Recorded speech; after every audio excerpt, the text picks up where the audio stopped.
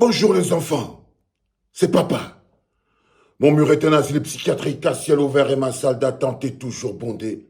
Bienvenue à la clinique les enfants. J'ai lu ce post de Mathieu Youmbi qui m'a un peu fait rire en fait. C'est un post qui m'a fait rire. Mathieu Youmbi écrit ceci. Pays penché, il dit que le pays est penché. Des terroristes kidnappent contre rançon 16 Camerounais depuis aucune communication du chef de l'État, aucune communication du ministre de la Défense, aucune communication du MINAT, aucune communication du ministère des Affaires sociales, aucune communication du gouverneur, aucune communication du préfet, aucune communication du maire. 16 personnes ont été kidnappées contre rançon. Le peuple a payé lui-même la rançon. Le peuple a payé lui-même la rançon. Et Mathieu Youmbi dit que le pays est penché parce que même le MINAT, même le ministre de la Défense, même le ministre des Affaires sociales, personne n'a parlé. Non, Mathieu Youmbi. Je suis désolé. Il faut remettre les choses dans leur contexte. Ce n'est pas le pays qui est penché. C'est le peuple. C'est le peuple camerounais qui est l'enclume qui tire le pays vers le bas. C'est le peuple camerounais qui est un peuple penché. Ce n'est pas le pays. Toute la situation qui arrive aujourd'hui au Cameroun est une situation qui est à cause du peuple. C'est l'état du peuple. Ça n'a rien à voir avec le pays. Le pays n'a rien fait. Le pays est magnifique. Le pays est magnifique. Ce sont les Camerounais qui sont à l'intérieur. C'est ce peuple qui est penché. Parce que tu ne te poses pas la question, pourquoi c'est que ce monsieur ne parle pas? Pourquoi il s'en fout? Pourquoi il s'en fout? C'est la question qu'il faut poser. Pourquoi le ministre, là, Atanganji s'en fout, le MINDEF s'en fout, le gouverneur s'en fout, le préfet s'en fout, le maire s'en fout, quand on kidnappe 16 Camerounais contre rançon? Pourquoi ils s'en foutent? Et lorsqu'on enlève la famille Fournier, une seule famille française, ils payent pratiquement 3 millions d'euros. C'est les bonnes questions qu'il faut poser. Le problème, ce n'est pas le pays. Le problème du Cameroun n'a jamais été le pays. Le problème, c'est le peuple camerounais. C'est le peuple camerounais, c'est qu'il n'y a pas un peuple comme ça dans le monde. C'est un peuple que Paul Biya, un ministre peut faire popo dans la bouche d'un Camerounais, il avale en disant c'est bon, c'est quand même le popo d'un ministre. Hein. Le problème du Cameroun, c'est notre peuple. Notre peuple est dangereux pour le Cameroun. Le peuple camerounais est dangereux pour la paix. Le peuple camerounais est dangereux pour tout parce qu'un peuple ne peut pas vivre sans impact. Un peuple ne peut pas fuir son destin, fuir son devoir comme le peuple camerounais. Pourquoi ils disent tout ça? Ils disent tout ça parce qu'ils n'ont pas besoin du peuple camerounais pour gagner cette élection. Parce qu'ils n'ont pas besoin, ils n'ont pas peur des Camerounais. Les Camerounais n'ont aucune influence sur le gouvernement. Ils n'ont même pas peur On est à la veille de l'élection. N'importe quel gouvernant qui pensait que non, le peuple va s'énerver et ils vont voter contre moi si je ne règle pas bien l'histoire des enlèvements. Mais parce qu'ils savent bien que le peuple camerounais est inexistant. S'ils pensaient seulement que le peuple camerounais peut faire quelque chose, quand ils arrivaient là à la situation où on a kidnappé, ils devaient avoir peur que ça va jouer dans l'élection. Et attention, le fait qu'on kidnappe les gens là, ça peut faire comme ça, le vent de l'élection bascule dans l'autre sens. Mais parce qu'il n'y a pas élection. Parce qu'ils savent qu'il n'y a pas élection. C'est pour ça que vous voyez le titre du podcast de Monseigneur Cléda, où Monseigneur Cléda dit que c'est totalement immoral. C'est immoral et inacceptable d'organiser des élections dont le résultat est connu d'avance. Vous avez tous les éléments, en tant que peuple camerounais, vous avez tous les éléments qui vous démontrent par A plus B que ces élections sont courues d'avance.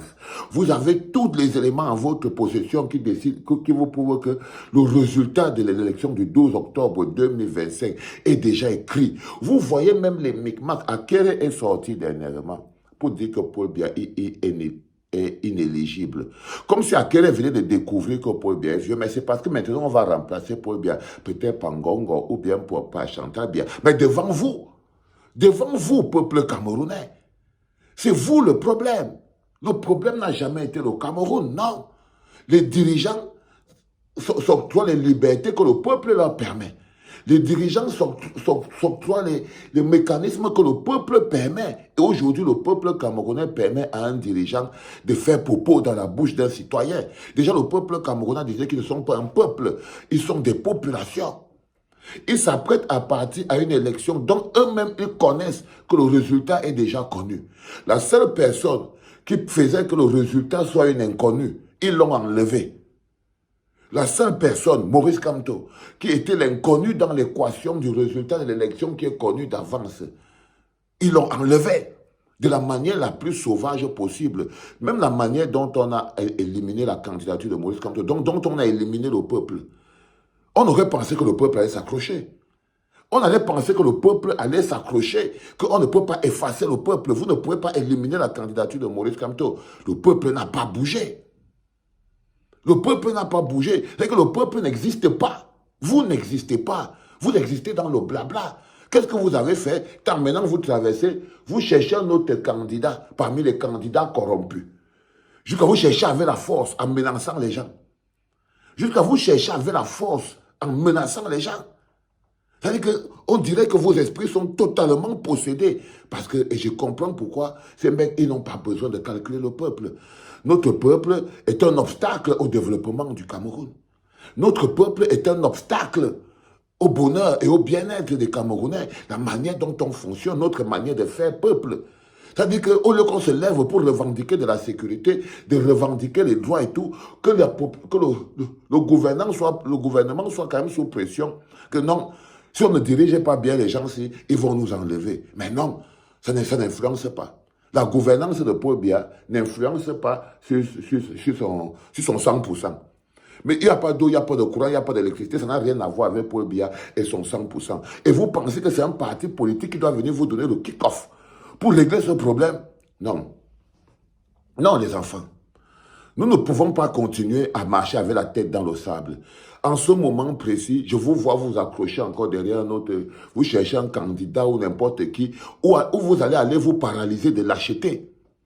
Où vous allez aller vous paralyser de l'acheter. Un match qui doit vraiment être joué par le peuple, on ne peut pas forcer un homme politique à le jouer. On ne peut pas forcer un homme politique à le jouer. Monseigneur Cléda vous le dit de manière claire. C'est indécent d'organiser une élection dont le résultat est connu d'avance. Et là, c'est une élection dont le résultat est connu d'avance. Cléda sait que le résultat est connu d'avance. Je sais que le résultat est connu d'avance. Tu sais, même toi qui es en train de venir sur Internet là pour dire que, oh, on va aller, le peuple va aller se lever, on va aller chercher. Non, non, moi je ne peux pas mourir dans mauvais rêves. Je ne peux pas mourir dans mauvais rêves. Aujourd'hui, il y a peu une poignée de personnes qui peuvent se lever en tant que parti pour aller. Non, non, non, non. Si on continue de porter ce peuple dans cet état, ce peuple va détruire les hommes. Vous détruisez même les gens qui luttent pour le peuple. Ce peuple est devenu dangereux pour les gens qui luttent pour le peuple. C'est plusieurs étapes. Un peuple devient d'abord dangereux quand il devient complice de son propre bourreau. Après, il devient encore plus dangereux quand il apprécie déjà la vie dans la servitude. Il apprécie la vie dans la servitude. Chacun trouve sa petite place. Ok. Après, ils arrivent maintenant à la troisième étape la plus dangereuse. Là où ils s'attaquent entre eux. Ils attaquent les combattants. Ils attaquent les gens qui luttent pour leur propre bonheur. Les combattants même deviennent bizarres. Ils s'attaquent encore entre eux. Ça part comme ça, étape par étape. Ça part comme ça, par étape. C'est-à-dire qu'à force d'imaginer toujours l'équation du développement du Cameroun sans le peuple en avant, en mettant toujours le peuple en arrière-plan, alors qu'on sait très bien que c'est un peuple qui n'a qu'une seule réaction, fuir. Fuir. Ce peuple n'a qu'une seule réaction, trembler, fuir. C'est pour ça que regardez un peu, quel pays au monde, un président invisible.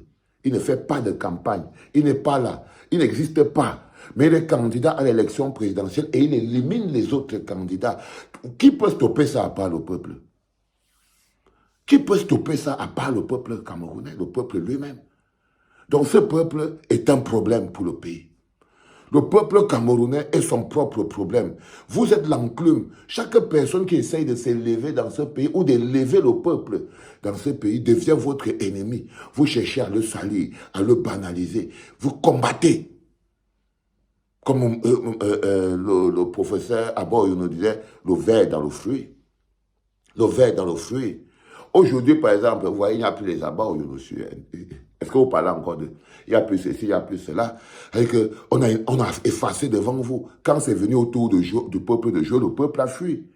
Tous les dirigeants ont fait tout ce qu'ils avaient à faire. Maurice Kamto a fait ce qu'il avait à faire. Les Abba Oyono, tous ça, ils ont fait ce qu'ils avaient à faire. Les Anissé et Kane, ils ont fait ce qu'ils avaient à faire. Ils se sont battus, ils se sont compromis, ils sont dans les problèmes en ce moment. Mais le peuple est en train de chercher un autre candidat. Au moment où on vous attend maintenant.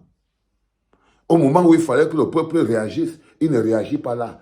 Qu'est-ce qu'il nous dit maintenant que demain, ce peuple va réagir à quoi que ce soit? Moi, je peux vous dire avec certitude que n'importe quel analyste te dira qu'il n'y a pas peuple au Cameroun. Il y a foule, c'est pour ça que je comprends un peu l'homme, c'est Dieudonné Somba qui avait très vite compris ça. Oui, quand il disait que non, il n'existe pas de peuple camerounais.